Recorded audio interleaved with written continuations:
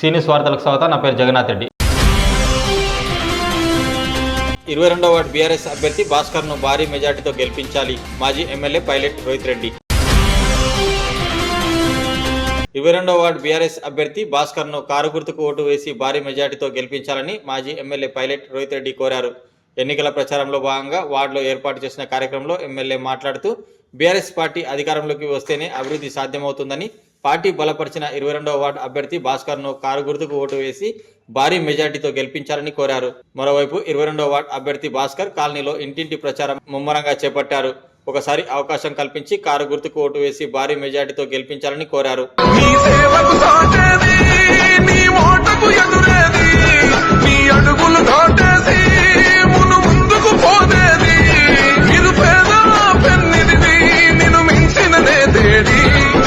బస్తీల భారం మోసే మా నిస్సుటి బంధం వే